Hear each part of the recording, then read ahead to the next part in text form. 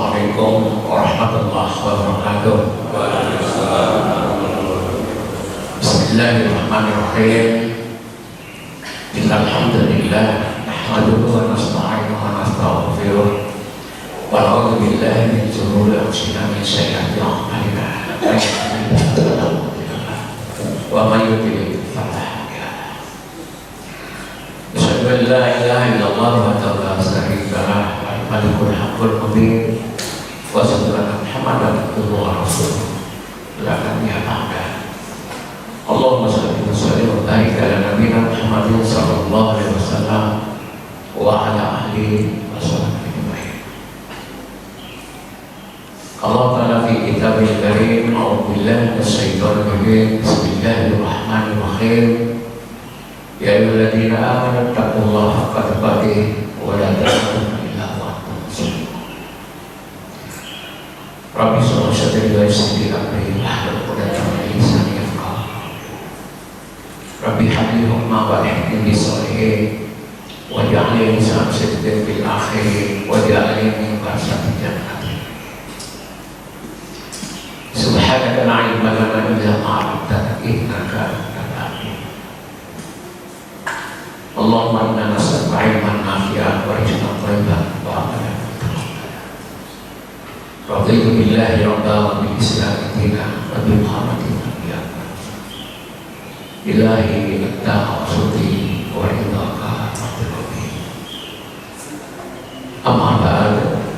Bapak Ibu rahimakumullah, alhamdulillahirabbil alamin, kita bersyukur kepada Allah Subhanahu wa taala bahwa kita sekalian masih mendapatkan hidayah ma'unah dari Allah Subhanahu wa taala, sehingga di subuh ini kita sekalian bisa melaksanakan kewajiban kita sholat subuh berjamaah, dan kita lanjutkan dengan ta'lim, dengan talaqul ilmi.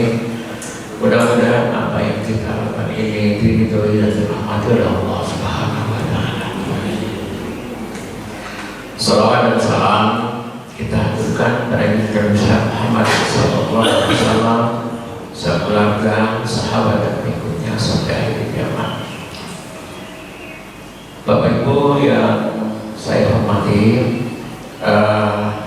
kita melanjutkan tentang sirah nabawiyah, karena di dalam sejarah perjalanan dakwah Rasul itu dibagi dua, periode Makkah dan periode Madinah. Sekarang kita akan memasuki periode Madinah. Periode Makkah dalam tanda kutip itu memang Rasulullah tidak berhasil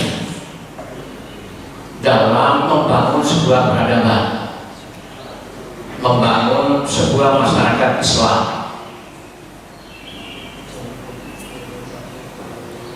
Kenapa tidak berhasil?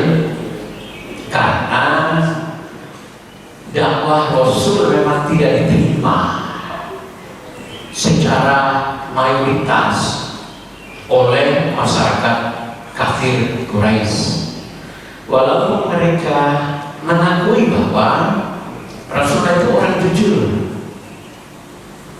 dan tidak ada satu pun di antara mereka yang meragukan kejujuran dan kebenaran apa yang ada pada diri Rasulullah SAW.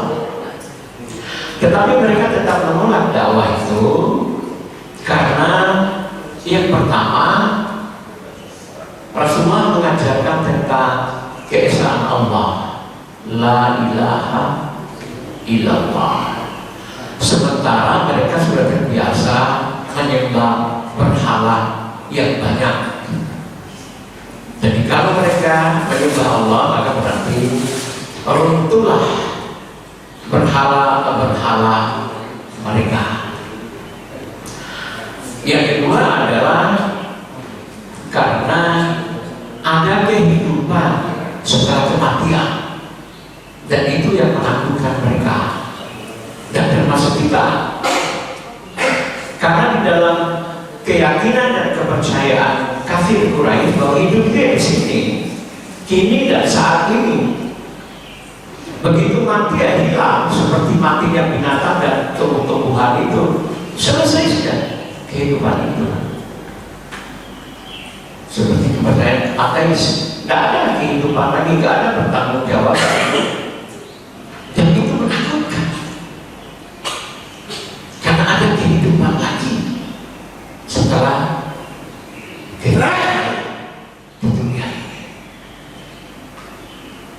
Dan padahal itu inti dari keyakinan Islam, ada kehidupan setelah kematian, yaitu hari akhir. Sebab kalau tidak ada hari akhir itu, tidak ada kehidupan lagi setelah kematian, maka kehidupan dunia ini tidak adil.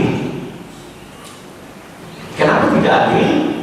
Di sini orang yang bergelimang dosa, kemudian ya mendolimi orang lain, hidupnya enak, makmur, rumah mewah, jabatan tinggi, dihormati.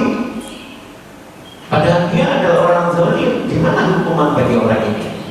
Berarti harus ada alam lagi. Dan itu ada orang baik, tidak pernah menyakiti orang, tapi hidupnya susah. Yang dimakan saja belum tentu ada. Lalu gimana balasan, imbalan bagi orang baik ini? Maka harus ada alam lagi, yaitu yang disebut dengan alam akhirat, alam kehidupan. Nah itu yang menakutkan, karena itu dalam kehidupan kafir Quraisy adalah ya sama dengan kehidupan ateis, komunis, hidup itu di sini ya sudah berbuat sekehendak hati saja. Kalau sudah mati kan selesai sudah. Tidak lagi bertanggung, tidak ada lagi bertanggung jawab, tidak ada lagi kehidupan kayak apa nanti.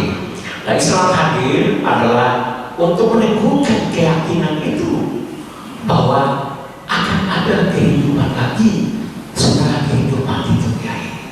Dan itulah kehidupan yang pasti, yang abadi, yang kekal. Nah itu yang menakutkan. Yang ketiga adalah persamaan derajat. Islam itu mengajarkan ya Yuhannas, inna khalaqnakum min dzakarin wa untha wa ja'alnakum syu'uban wa qabaila lita'arafu inna akramakum indallahi atqakum. Yang menilai mulia dan tidaknya seseorang itu adalah pada tingkat ketakwaannya, integritas pribadi, kejujurannya, ketaatannya kepada Tuhan, hablum minallah dan hablum minannas. Sementara dalam kehidupan masyarakat Quraisy bahwa sudah jelas strata sosial itu, ini bangsawan, ini rakyat jelata, ini budak. Dan itu Islam hadir untuk membongkar itu. Sama semua derajat manusia itu.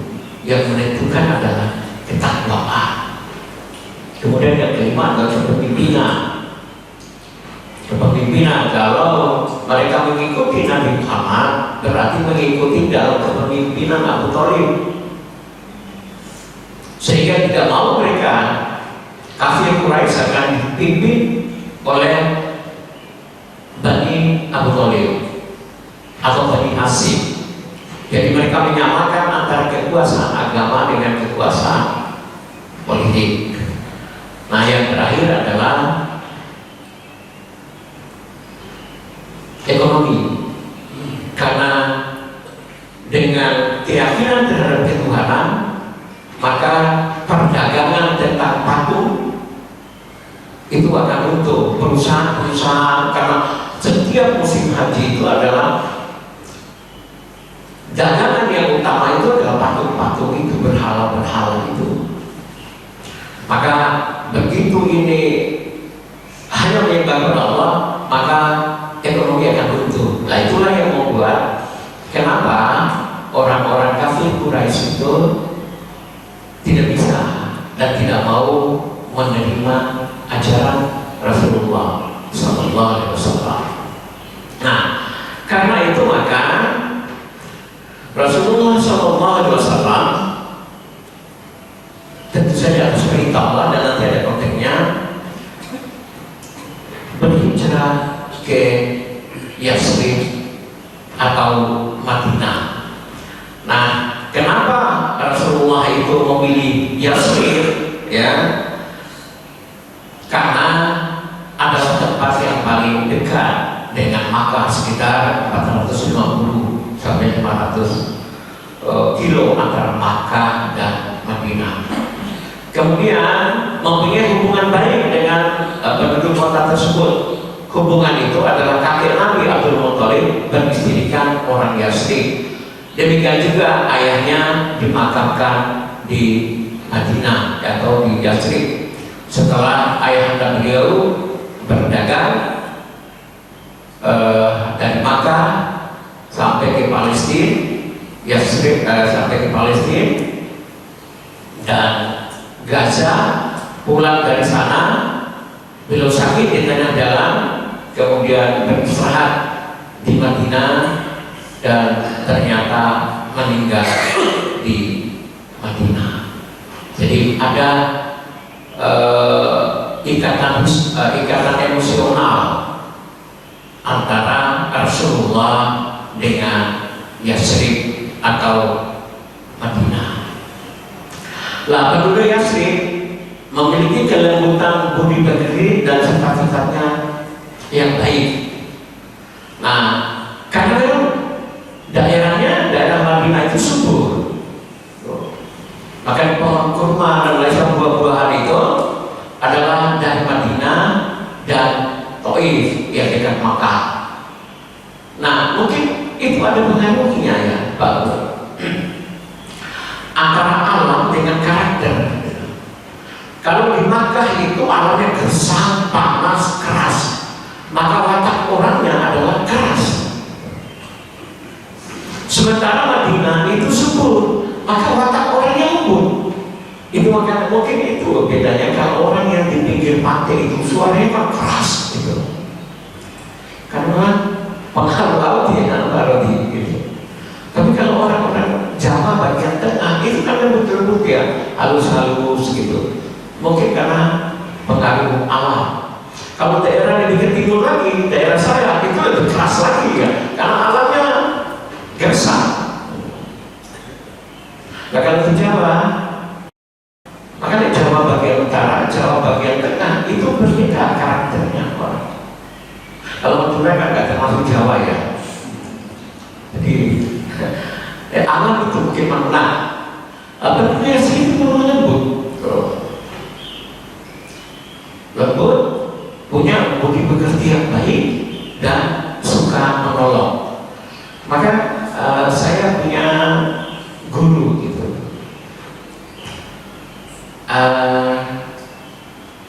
Ini cerita dikit bagi di luar konteks ini, tapi mungkin ada menjadi sebuah inspirasi.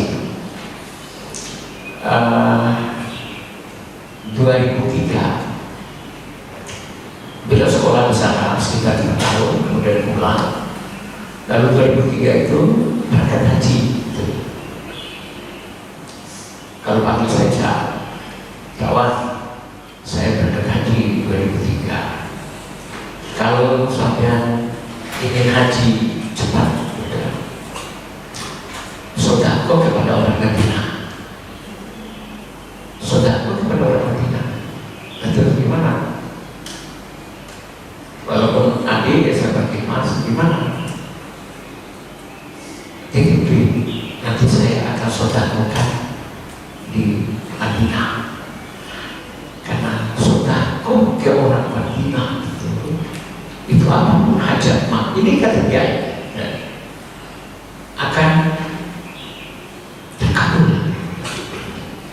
Sodako karena orangnya baik, orang yang lembut, dan orangnya juga suka sodako. Itu kalau orang Madinah. Makanya kalau orang Madinah itu tidak haji, maka pada Ramadan itu semua orang Madinah itu pasti itu nyumbang. Makanya kalau Bapak Ibu sekalian, mudah-mudahan suatu saat itu bisa Ramadan di Makkah nanti. Kalau Ramadan di Madinah itu, jadi kita datang, ini Masjid Al-Falah katakanlah, ini Masjid Nabawi. Di depan sana itu orang-orang itu sudah menyambut kita untuk dibawa ke tempatnya. Jadi orang-orang kaya itu punya karyawan, karyawannya itu dikerahkan untuk menyambut orang agar datang di tempat mereka. Jadi barisan ini, mohon maaf misalnya kalau iftar itu bukan barisan ini miliknya si A, soft pertama, soft satu, soft B miliknya ini, soft C. Jadi karyawannya itu rebutan mendatang orang, ayo ke soft saya saja, ayo ke soft saya. Jadi saking mereka itu betul-betul orang yang lemah dan malah. Makanya banyak di haji itu adalah sumbangan sabilillah, istilahnya dari sana itu adalah dari orang-orang Madinah.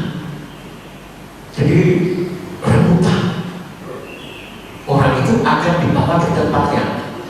Tapi kalau dasar kita orang Indonesia, kalau saya walaupun di Bali tak lihat dulu bagus enak apa enggak gitu. Mesti cari yang enak. Kalau ada yang masih kebuli, saya pindah aja. Artinya itulah orang Madinah, dermawan, lembut. Ya. Kemudian hijrah tadi merupakan keharusan selain karena perintah Allah Subhanahu wa Ta'ala. Nah ini sebenarnya kondisi Madinah yang subur dan tanahnya, tapi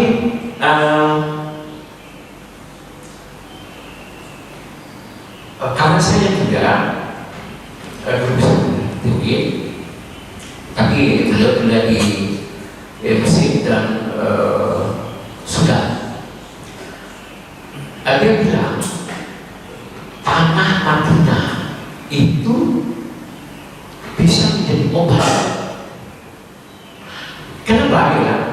Pada saat Rasulullah pulang dari perang Badar dan perang Uhud itu, maka dia ambilkan tanah Madinah. Dan saya pernah sempat ke lembah itu, jadi sekitar Madinah. Di sinilah Pak Ibrahim dia bilang, sekitar tanah ini, di lembah ini, itu tanah ini menjadi obat.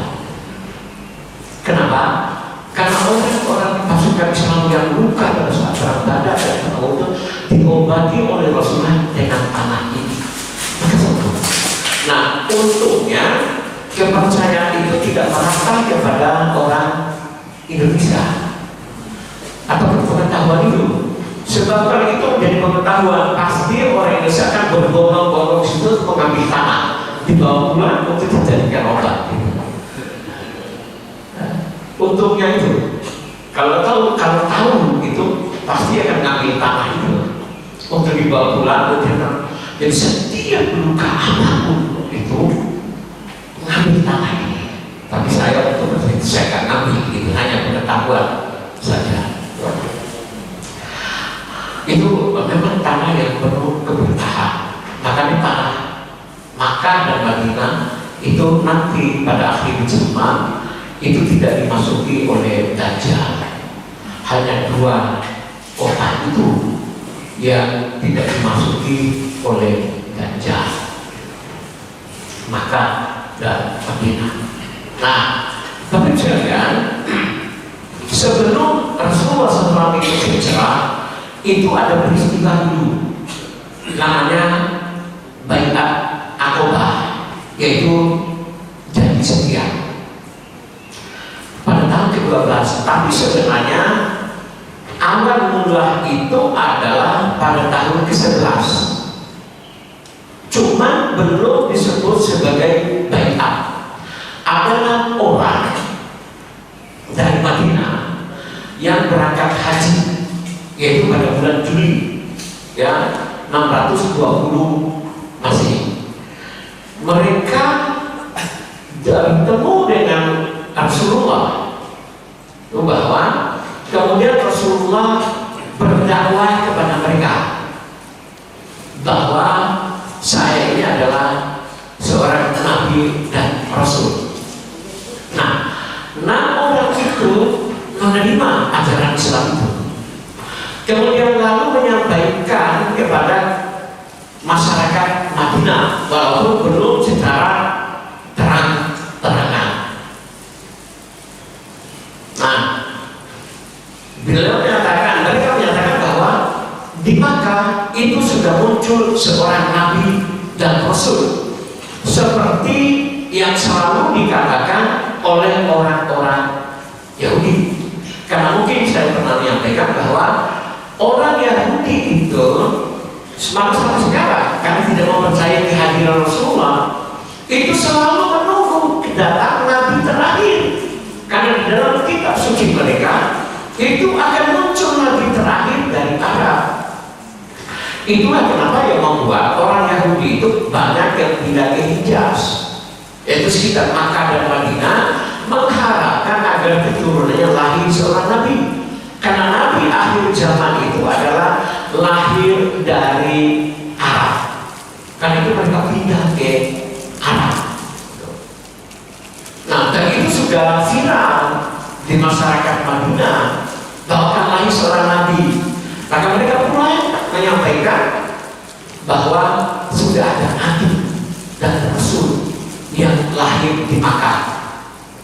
Lalu pada tahun berikutnya, yaitu pada tahun ke-12 kenabian sekitar 621 Masehi, 2 bulan Juli, itu menemui Rasulullah Sallallahu Alaihi Wasallam untuk berbaiat kepada Rasulullah Sallallahu Alaihi Wasallam,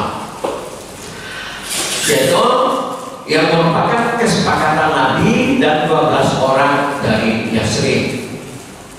Lah mereka bertemu dengan Nabi Muhammad SAW di Aqabah dan menyatakan keinginan untuk memeluk Islam, dan mereka juga mengundang Nabi untuk datang ke Yasrib menyelamatkan dari pertumpahan darah selama 40 tahun. Karena di Madinah itu mereka sudah bosan untuk berperang, yaitu dua suku antara Aus dan Khazraj itu selalu berperang. Mereka itu sudah bosan perang terus ini. Padahal satu keluarga sama-sama dari Yaman, setelah bendungan Ma'rib itu runtuh, lalu mereka pindah ke Madinah.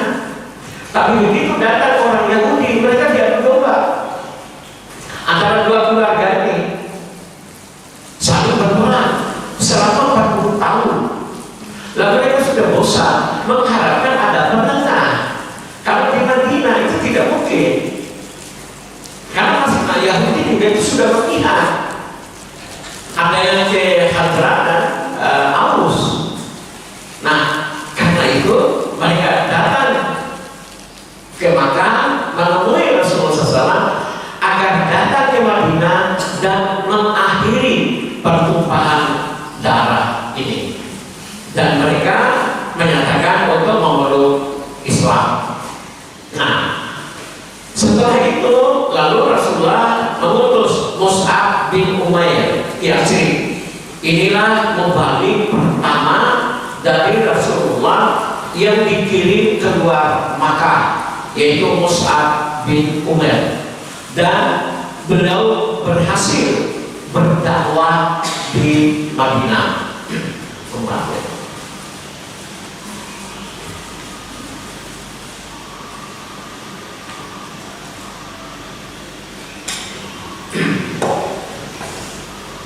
Sehingga banyak orang Madinah yang memeluk Islam. Tokoh-tokoh Madinah itu banyak yang masuk Islam. Nah, ini adalah lokasi perjanjian Aqabah. Tapi sayangnya jamaah haji itu jarang yang datang ke sini, yaitu turun dari Jamarot itu di Mina.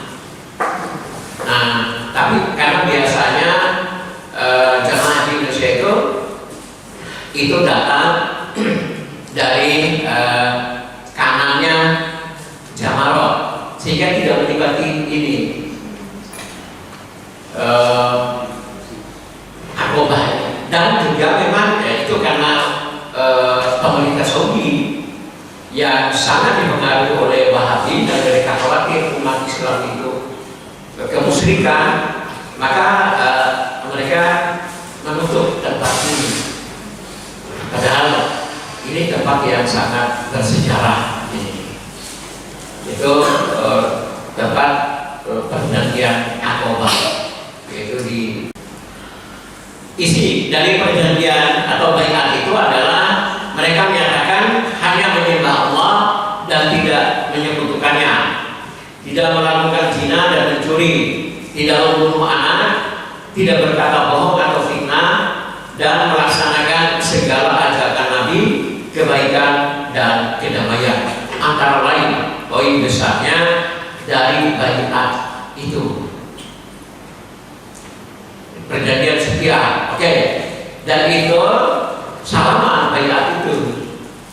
Jadi salaman, ikrar, ya, menyembah Allah dan seterusnya.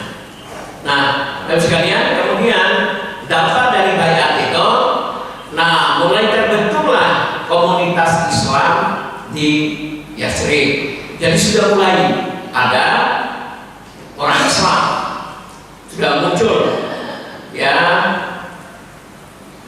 masyarakat Muslim yang ada di Yathrib atau Madinah.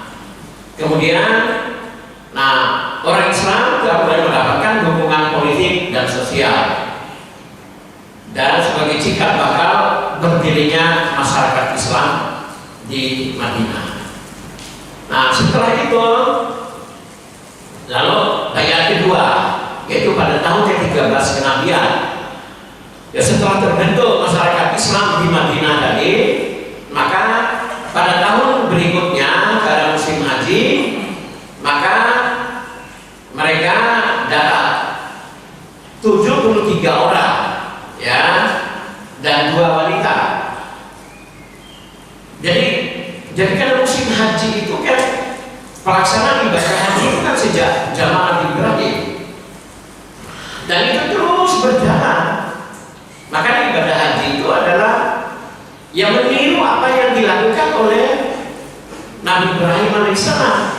Ya, mereka juga ya wukuf, tawaf, juga jamarat di Mina, sama badai. Nah, orang-orang Madinah, orang-orang Arab datang melaksanakan ibadah haji, dan sekitar 73 orang ini di malam hari yang gelap mereka bertemu dengan Rasulullah di Aqabah tadi itu, sembunyi-sembunyi, dan Rasulullah didampingi oleh Abbas bin Abdul Muthalib yang pada saat itu belum Islam. Jadi, tapi tetap mau mendampingi dan menjaga Rasulullah, ya, karena itu anak dari saudaranya.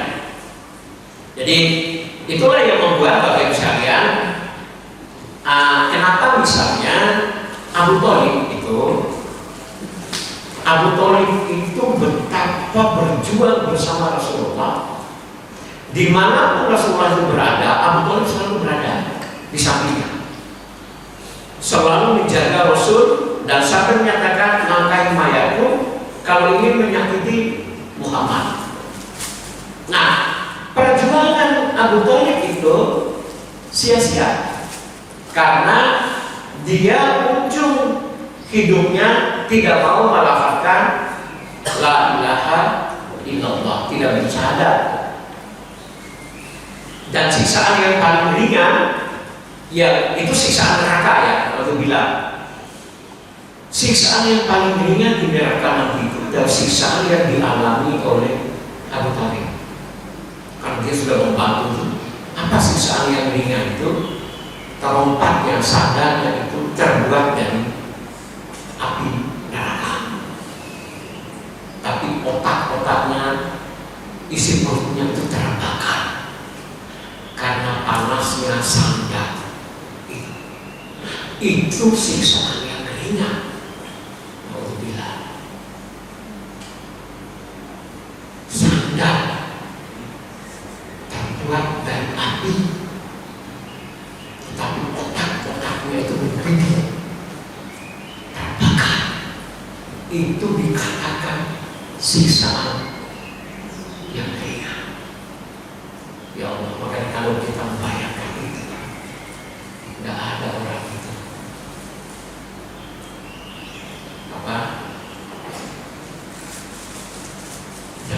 akan masuk ke dalam neraka. Kalau sisanya dia satukan, diikat oleh malaikat jaganya, lalu digiring, dirantai, kemudian dilempar ke dalam air yang mendidih, hancur lebur, dikembalikan lagi, hancur lagi badan itu, dikembalikan lagi. Kalau lapar dia makan buah yang berduri, kalau haus minum adalah nama dan darah. Kalau yang tidak mengeluarkan zakat, hartanya itu dibakar dengan api, kemudian ditusukkan ke punggungnya, ditusukkan ke lambungnya, sehingga terbakar semua harta-harta yang dikumpulkan yang tidak dizakatkan. Ya Allah, rasanya sudah pernah coba kalau menginjak api gitu. Itu api dunia, padahal panasnya api dunia itu hanya 1% daripada panasnya neraka 99%. Makanya dalam sebuah hadis Rasul, andaikan satu tetes saja api neraka itu dijatuhkan dari langit ke bumi, bumi itu akan terbakar semua.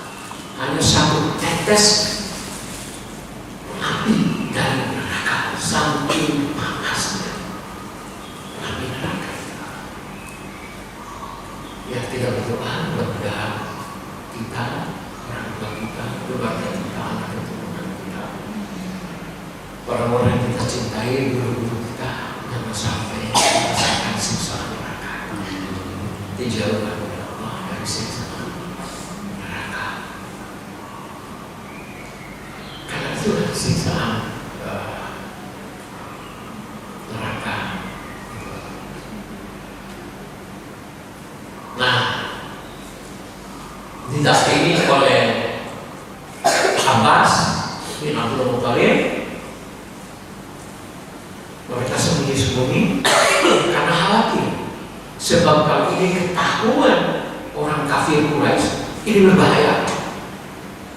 Makanya Rasulullah dulu sebelum baiat itu, sebelum ikrar, mengucapkan janji seperti itu, menyampaikan tentang risiko baiat ini. Baiat ya. Isi baiat adalah untuk mendengar dan taat, baik dalam perkara yang mereka sukai maupun yang mereka benci. Jadi apapun yang diperintahkan oleh Allah dan Rasulnya, mereka akan taat. Untuk berinfak, baik dalam keadaan sedih maupun lapar, untuk beramal ma'ruf nahi munkar. Kemudian agar mereka tidak terpengaruh celaan orang-orang yang mencela di jalan Allah, agar mereka melindungi Nabi Muhammad SAW sebagaimana mereka melindungi wanita-wanita dan anak-anak mereka sendiri. Ini antara lain isi perjanjian Aqabah yang kedua itu terakhir. Nah, dampaknya adalah, nah inilah menjadi titik awal hijrahnya kaum muslimin.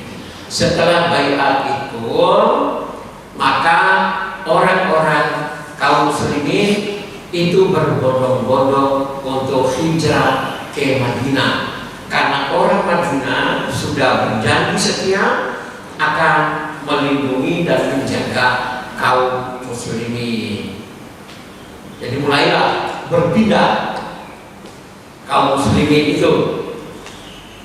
Nah, karena singkat saja, karena itu lalu terjadi kegusaran orang-orang kafir Quraisy. Karena pada waktunya ini baru pengantar hijrah, ya. Belum hijrahnya sendiri, ya. Ini mulai hijrahnya meninggalkan rumah, ya, rumah kelahiran, ya, rumah Rasul, berada di Gua Sur, banyaklah ceritanya ya. Karena sampai Ramadan ini mungkin hijrah. Mungkin ada pertanyaan dulu, ada sesuatu yang ingin ditanyakan jika ada.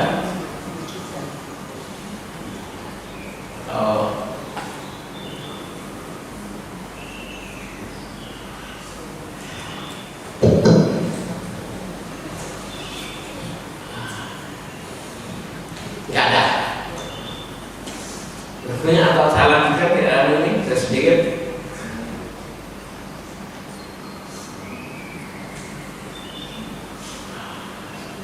Menit ya, 15 menit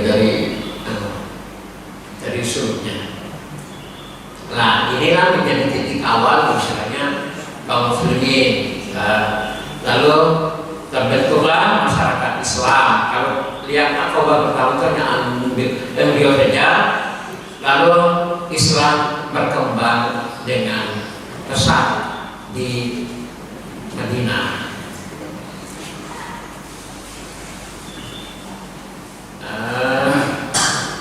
Lalu mereka merasa terpukul dengan hijrahnya kaum muslimin ke Madinah ini. Lalu mereka membuat rencana kira-kira apa yang harus kita lakukan. Orang-orang itu sudah pada hijrah semua, sudah pindah semua. Orang kaum muslimin itu. Yang tersisa itu tinggal 2 orang, yaitu Rasulullah sama 3 orang, Rasulullah, Abu Bakar, dan Ali bin Abi Thalib. Yang lain termasuk Umar segala itu sudah hijrah semua. Itu tinggal ini. Akan oleh karena itu mereka, bagaimana sikap kita terhadap Muhammad Rasulullah yang ada ini? Maka lalu mereka sepakat bahwa Rasulullah harus dibunuh. Itu kesepakatannya. Karena itu mereka mengumpulkan para pemuda terbaik sekitar 100 orang dari berbagai macam suku, dan siapa yang bisa membunuh Rasulullah akan mendapatkan hadiah 100 ekor unta terbaik. Maka berbondong-bondonglah para pemuda Quraisy itu mengepung rumah Rasulullah SAW. Nah, rumahnya yang ini. Kalau ini adalah rumah kelahiran ini. Ini Maulidun Nabi. Sekarang jadi perpustakaan. Nah, kalau rumah Nabi ini, yaitu bapak ibu yang sudah pernah haji atau umroh itu keluar dari Marwah itu setelah sa'i yang ketujuh itu belok kanan, lalu ada toilet di situ. Di samping toilet itulah tempatnya rumah Rasulullah bersama Khadijah. Ibnu Abbas itu jurus tafsir ranking 1 setelah Nabi. Tapi tadi Pak Yai menyebutkan ternyata Ibnu Abbas itu belum masuk kelompok Ashabul Awwalin. Dalam kisah yang lain, pada saat Ibnu Abbas masih belajar Ka'bah sudah di briefing gitu mengenai Nabi. Momentum apa Ibnu Abbas mendapatkan hidayah karena dia tidak termasuk Ashabul Awwalin. Terima kasih. Ya. Iya Pak, jadi ada 2. Jadi Abbas bin Abdul Muttalib dan Abdullah bin Abbas. Nah, yang menjadi mufassir yang terkenal dan yang diludahi oleh Rasul itu adalah Abdullah bin Abbas yang makamnya yaitu di Thaif.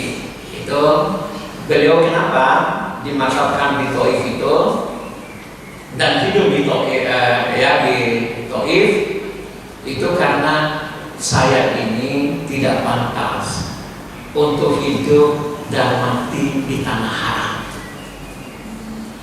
Maka dia memilih rumah dan tinggal termasuk wafat itu adalah di Thaif. Nah, itu adalah Abdullah bin Abbas, maka disebut dengan Ibnu Abbas. Itu maka kalau orang berbicara hadis, hadis tafsir Al-Quran itu rujukan yang utama itu adalah Ibnu Abbas. Nah, yang menemani Rasulullah SAW tadi itu adalah Abbas bin Abdul Muttalib, bapaknya dari Abdullah bin Abbas. Jadi 2 orang, karena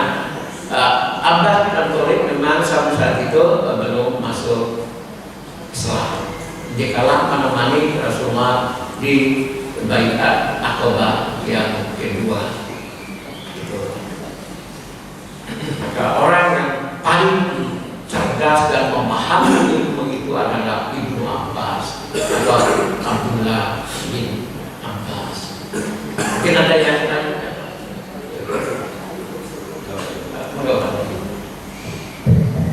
Masyawu, latar belakang hijrah ke Madinah ini kan karena banyak sekali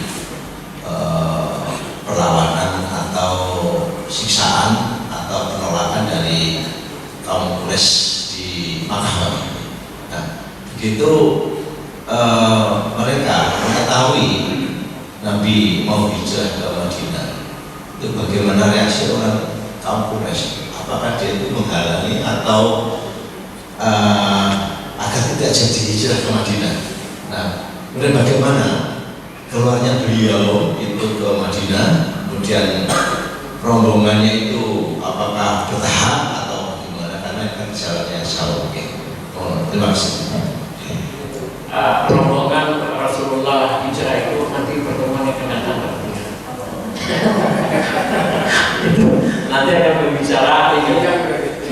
Ya, jadi nah ini beliau mulai meninggalkan rumah itu pada tengah malam itu nanti pada pertemuan yang akan datang. Ya, yang ini tadi itu aja yang mau terjadi kegusaran. Pasti mereka tahu begini. Kenapa kegusaran? Pasti akan terbentuk satu kekuatan. Itu yang pertama. Dan mereka tahu bagaimana kecintaan orang Madinah terhadap Rasul. Dan yang kedua, Madinah itu jalur perdagangan, maka akan merusak ekonomi.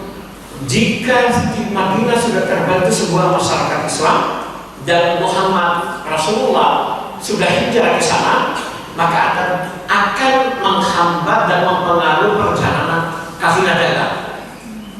Karena itu jangan sampai Rasulullah itu hijrah, jangan sampai pindah.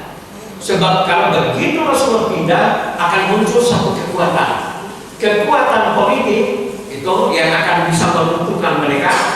Kemudian kekuatan ekonomi yang akan menghambat perjalanan kafilah dagang. Karena itu jalan satu-satunya mereka bagaimana cara?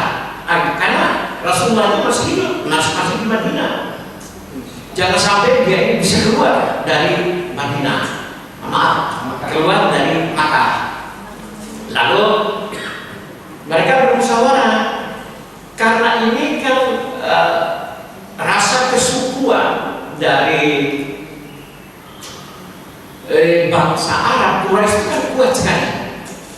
Apabila hanya satu suku saja yang menyerang Rasulullah, maka akan bisa dibalas oleh sukunya Rasulullah, yaitu Bani Hashim atau Bani Abdul Muthalib.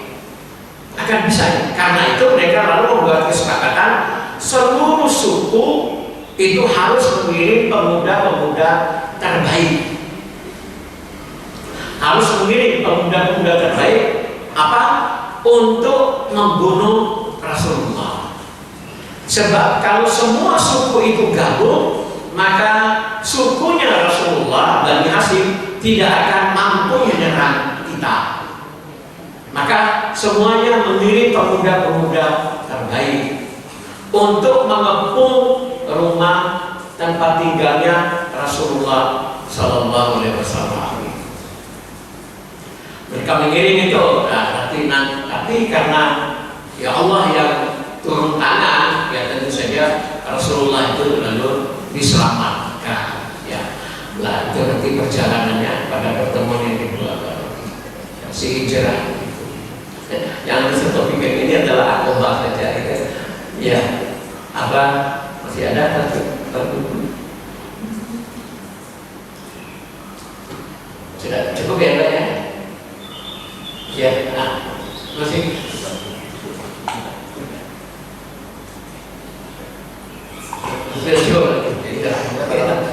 Udah waktunya untuk ya mau menyebut sholat suruh atau sholat duha itu tergantung ya.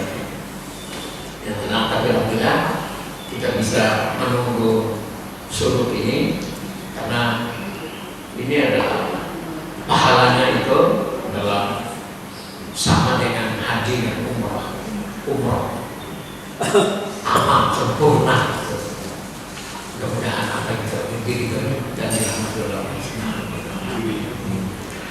Mari kita akhiri di kajian juga dengan doa kafaratul majlis. Alhamdulillah, terima kasih dan mohon maaf. Wassalamualaikum warahmatullahi wabarakatuh.